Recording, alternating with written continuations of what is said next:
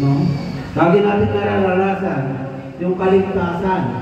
No, napaka-importante ito mga kapatid. No, na lagi po tayong nakikipagtipan. Lagi po tayong lumalapit kay Lord. No, kaya nga lagi natin itong tinuturo. No, na pagising mo pa lang, unahin mo muna si Lord. Hello. Amen. Unahin mo na si Lord. Huwag mo na yung iba. Bakit? Dahil ito ang nais ng Panginoon. No? Unahin mo muna ako bago ang lahat. Diba sinabi doon sa Matthew 6:33? Unahin muna natin siya. Upang ang kanyang patnubay, upang ang kanyang paggabay sa atin ay buong paghapon na ito. Iingatan ka ng Panginoon, kapatid. Amen. Okay? Sino may Bible doon? Tapos yung Bible niya. Cellphone, may Bible. No? Mayroon naman tayong Bible dyan na mga maliliit. No, pero kung mayroon kang cellphone, mga kapatid, sayang, yung cellphone mo kung wala kang Bible. Downloadan mo ng Bible yan. No? Siya yung pari doon sa barangay namin. No? Madalang lang yung pari talaga na pupunta doon. Kundi ang tawag doon ay kaabang, sa Bisaya pa. No? Parang pastor din kahit saan. Kung may tibahan, nandun din yung pastor. Nandun din yung tata namin. Kaso, iba po yung kinagisnan na paniniwala. Hindi katulad na yung sa paniniwala natin na ito po ay tunay. No?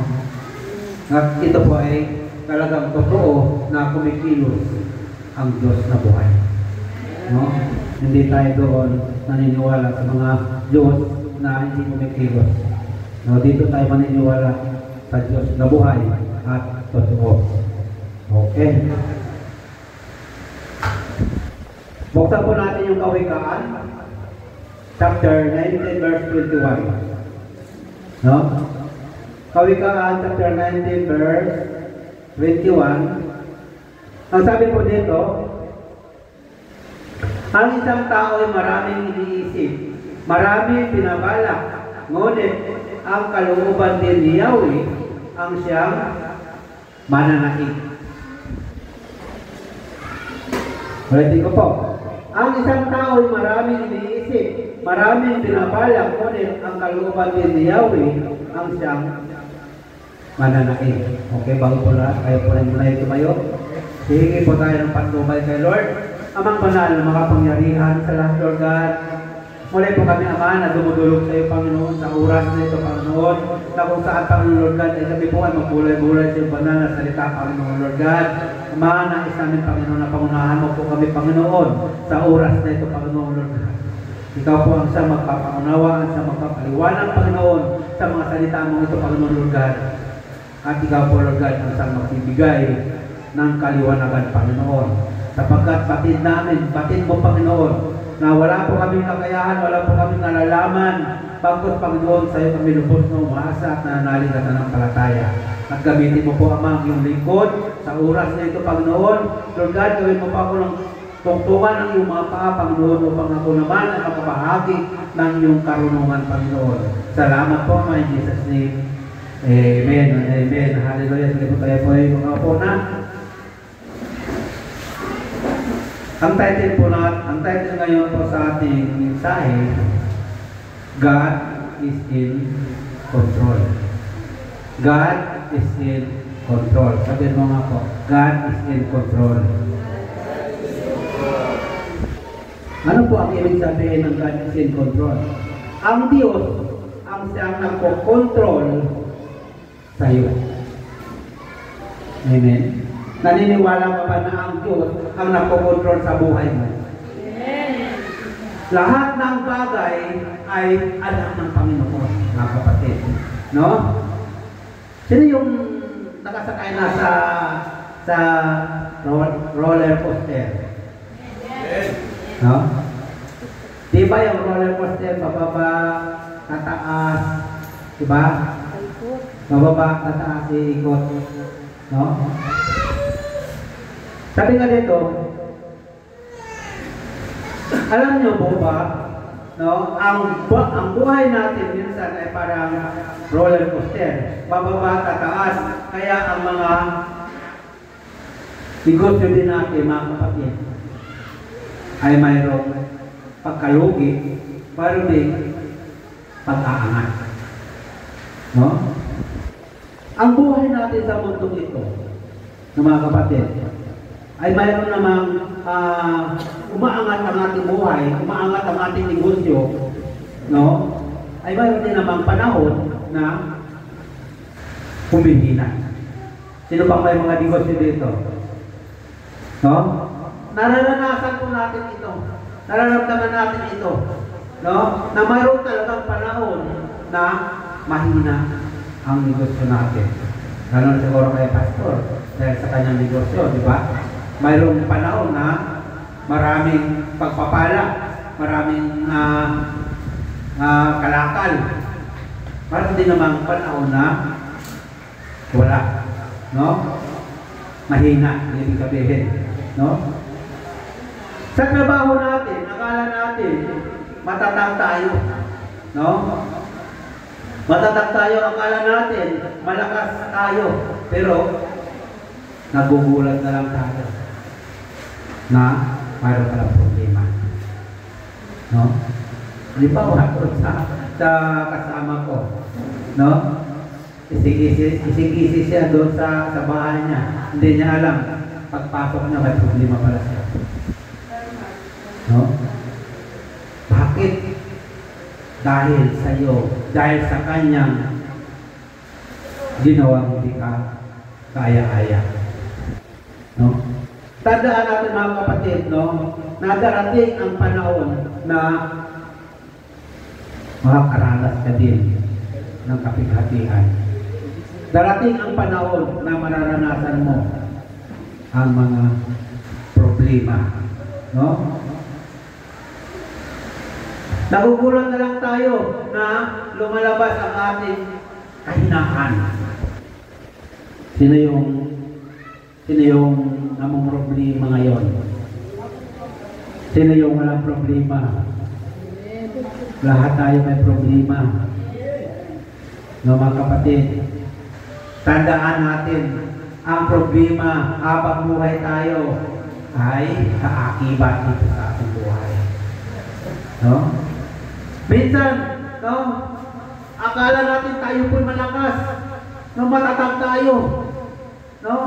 Pero hindi natin alintana pagdating ng oras na ikaw ay dumaranas ng kabigatan, na ikaw ay dumaranas ng mga pagsubok, andoon na yung panghihina mo. No? Nangihina ka na, no? Dahil sa kabigatan sa buhay natin. No? Oo, marami kang pira, no? Sapat sa mga pangangailangan, may maganda kang trabaho, may negosyo ka, ngunit ito hindi pwedeng kapitan. No? Pagkapitan mo ba yung pera pagdating ng kapighatian? No? Hindi natin ito pwedeng asahan. Oo, bagamat maasahan natin sa pangangailangan natin, pero ang ating espiritual na pangangailangan, maaasahan mo ba yung pera? No?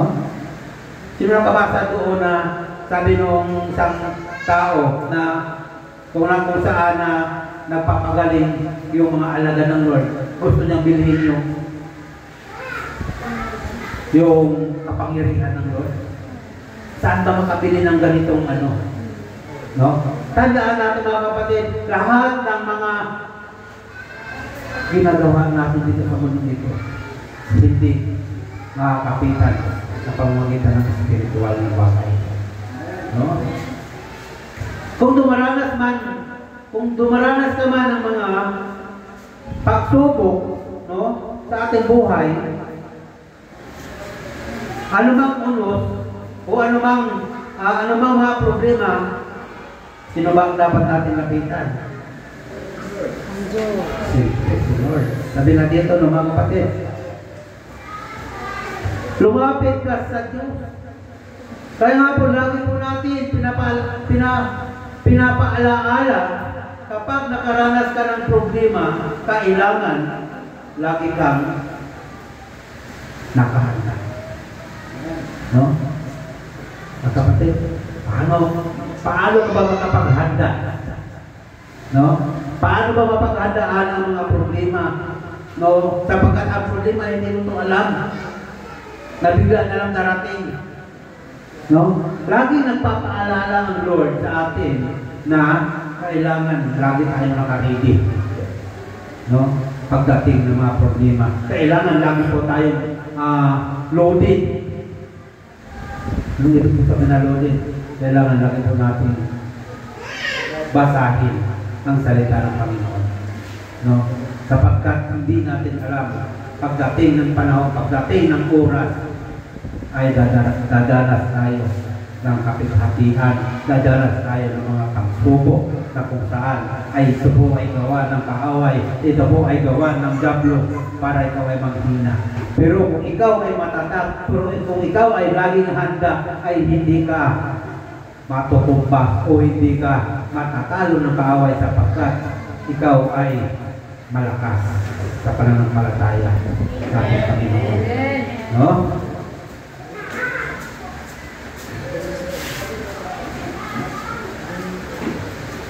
At salamat sa salita ng Diyos dahil tinuruan tayong manalangin. Sino ba yung laging nananalangin?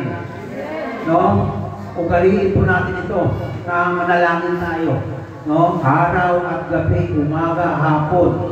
No? Kung ikaw ay mananalangin, mga kapatid, hallelujah, ay tiyak tutugunin ng Lord. No? Sapagkat ang sabi ng Lord, no, tinidinig ko ang iyong panalangin. No? Si Lord ay hindi bigay, si Lord ay hindi niya tinatakpan ang tinga niya, nakikinig siya lagi. No? Ang isang tao, ang isang anak, kung siya ay lumalapit sa kanyang ama, siyempre papakinggan. Maliban na lamang siguro kung yung anak ay maldito, kung yung anak ay maloko, no? Ay magpapigil-pigilan yung ama. Pero si Lord, mga kapatid, papakinggan ka niya. No? Papakinggan ka niya kung ano ang nais mo sa kanya. No?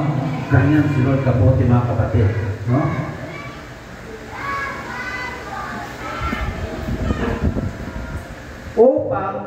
Upang tumatak tayo anumang hamon ng ating buhay at hayaan natin ang Diyos mismo ang siyang magbibigay sa iyo ng katagumpayan sapagkat ang Diyos ay mabuti. Naniwala ka ba mabuti si Lord? Amen. No?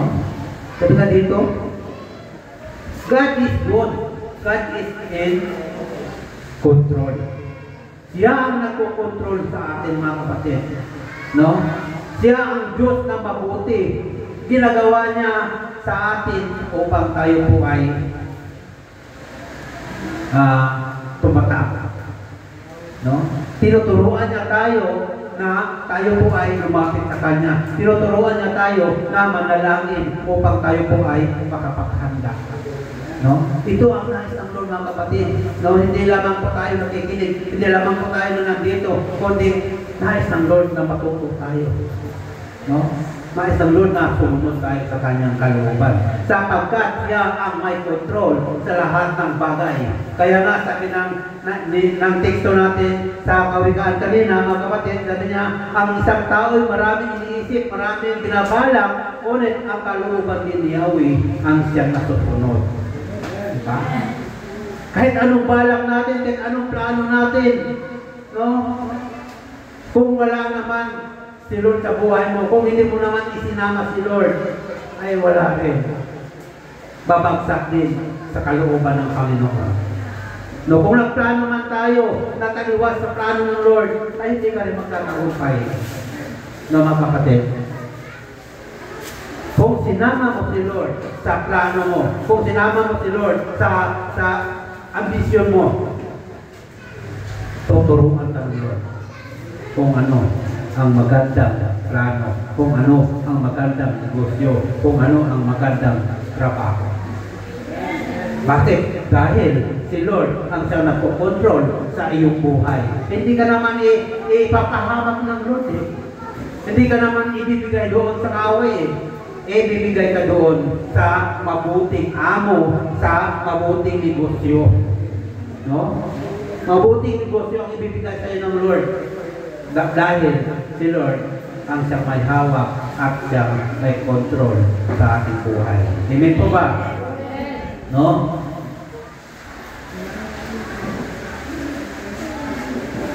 Ngunit ang kalooban ni Yahweh ang siyang mananaig, no? Ibig sabihin, hindi masamang magplano. No? Hindi masamang magplano. Kung, tanong doon, ang plano mo ba ay parehas kayo ng Lord? Ang plano mo ba ay kasama mo si Lord? No?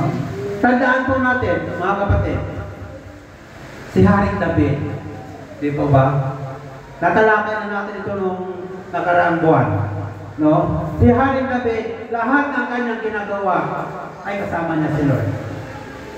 Lahat ng kanyang gagawin, manalangin mo na siya kay Lord. Lord, ito ba ay gagawin ko? Lord, ito ba ay magtatagumpay ako? Ganyan din tayo. No? Dahil alam ni Haring David na ang kanyang buhay, ang Lord ang siyang napokontrol. Hindi magtatagumpay si Haring David kung hindi siya nagpapasama sa kay Lord. Tayo, mga kapatid, nais ng Lord, no? Kung ano man ang gagawin mo, ano man yung plano mo, para sa ganun ikaw ay magtagumpay, itulog mo muna kay Lord. Amen? Isatid mo muna kay Lord ang lahat ng plano mo. Lord, ito bang gagawin kong ito? Ito bang ma-applyan ko ay matatanggap ako? Ito bang negosyo na papasokin ko ako ba'y magtatagumpay? Di po ba? Ang Lord ang siyang magtuturo sa iyo kung ano ang kakabuti, kung ano ang negosyo upang ikaw ay pagpalaki. No? Hindi yung pupunta ka na lang doon, no? Pagbalik mo, hindi ako nagkampo. Diba? Ako, kapatid, hindi nyo na-applyan kong kumpanya. Sabi nga ng anak ko, mabuti pa pa, natanggap ka, matanda ka na. Eh, si Lord nga yung kakampi ko eh. Si Lord yung kasama ko eh. Chinese. Hindi pa naman ako marunong mag-English. No? Lakas loob. Sabi ko, Lord, ikaw nang bahala sa taong yun. Hindi ko alam magsalita ng English. No? Pagharap ko, kinakabahan ako. Lord, bahala ka na, Lord. Nagsasalita yung English, yung Chinese. Sabi niya, tinuturo lang niya, oo, kayang-kaya ko yan. Sabi ko, kayang-kaya ko yan. Mamaya-maya lumabas yung asawa niyang babae. Siguro napapansin niya, tumutulog talaga yung pawis ko. No? Lumapit siya. Sabi ni Balingan, lahat ng gusto mo na yan, kaya niyang lilisin. Very good. Sabi niya, very good. Mula noon mga kapatid, tinanggap nila. Hanggang ngayon, 9 years na ako doon sa kumpanya. No? Kumbaga, matatag na ako doon kung hindi ako gagawa ng labag sa kumpanya. No, ang ibig ko pong sabihin mga kapatid, kung kasama mo ang Lord, ay siya, magtatagumpay ka. Amen. No? Gagawa ng paraan si Lord. Sapagkat si Lord, tandaan mo mga kapatid, siya ang may control sa lahat ng bagay. Trabaho man yan o negosyo man yan, si Lord ang isang may hawak nito. Amen. Gagamitin lang ng Lord ang mga kumpanyang yan para sa ganun ang pangangailangan mo ay matutugunan. No? Nais lang ng Panginoon. Nagpasakot ka sa kapangyarihan ng Lord. No? God is in control. No? Lakot pa din yan.